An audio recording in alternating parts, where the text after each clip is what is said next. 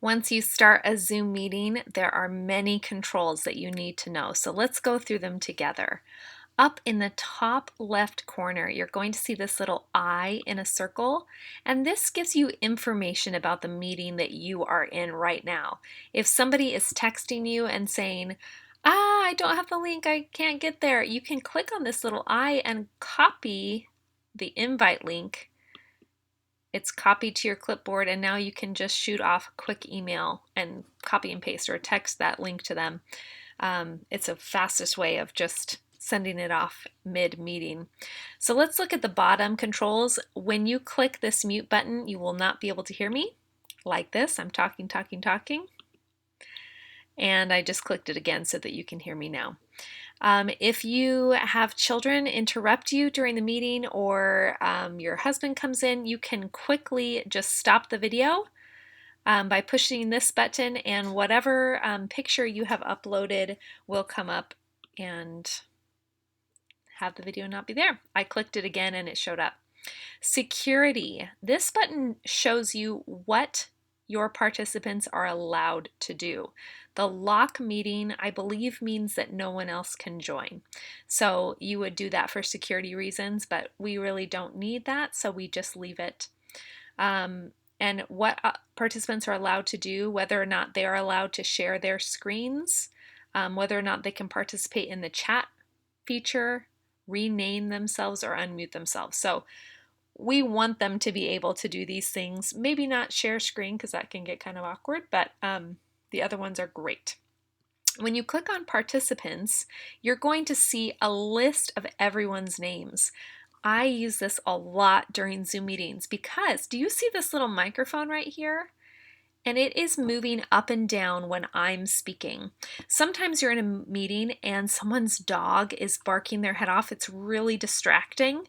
So as a host, when you click on the participants button, you're going to see who is making noise over here. And if someone is muted, there will be a red line through their name like that. If someone's dog is barking in the background, you, as the host, can actually mute them. By hovering your cursor over their name, you're going to get some options, and you can just click mute.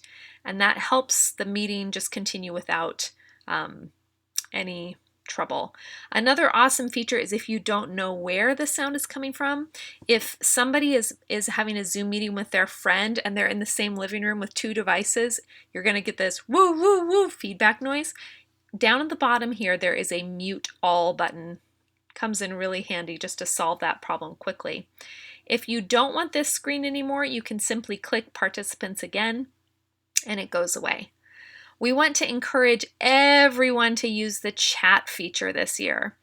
And you can just encourage your women, hey guys, open up your chat feature.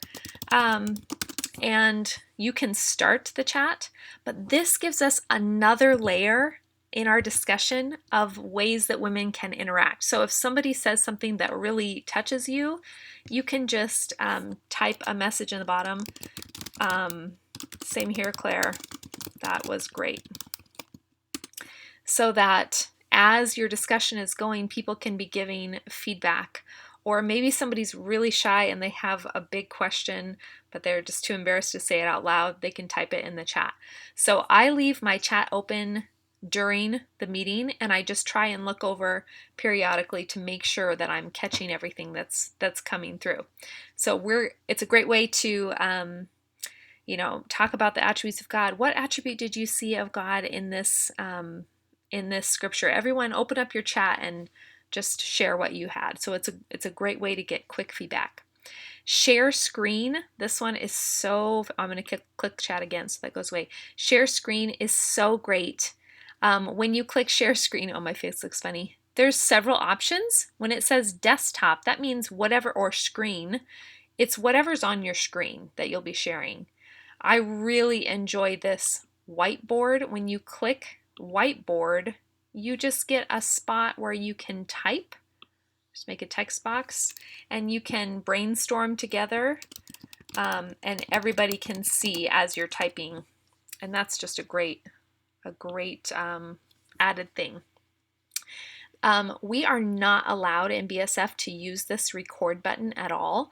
So if somebody says, oh, could you just record the group for me? I can't be there, but I would love to watch it later. The answer is, we are so sorry, but we are not able to do that. Breakout rooms. BSF is really encouraging us to use breakout rooms in our groups this year. If your conversation is slowing, or in the past when we used to use pair and share just to get people talking in smaller groups, you can still do that in Zoom. So you'll click on the breakout rooms and you'll get this screen. It will say, let's say you have 10 people. It'll come up with the number 10 here, and you're going to decide how many groups. So let's say you just want there to be 2 people and you have 10 women, 2 people in a group, so you're going to click 5 rooms and then automatically and click create breakout rooms. And when you do that, it's actually going to show all the names of the women who are in these rooms. If you think, oh, you know what, that's not a good pairing, you can quickly, there will be a button for exchange where you can take people out, move them around, but mostly you're just going to click that and say open rooms, open all rooms, which I can't do now because there's no one in this meeting. It's just me. Anyway, that's a great way to get people talking in small groups, and then you can click to close the breakout rooms. It gives them 60 seconds to come back. But I just encourage you, group leaders, use breakout rooms. Don't be afraid of them. Use them early, like the first week. Just give it a try, and that will be great. All right, you guys. One more. When you're in a meeting, we want our women. We don't have name tags this year. And so our name tag is what is written on Zoom. So when someone is looking at their face, there is a little box, a little blue box in the corner of their screen of their own face that has a ... And we want women to click on that little ... and there will be an option called rename. And we want them to make sure that their name is listed there. Sometimes people share a login with their husband or their children, but that is a great way to get people so they know who they are. So that's a great way to start every meeting, is just, hey, you guys, go ahead and find this little ... the corner of your screen and make sure your name is listed there correctly. So anyway, thanks guys. Talk to you later.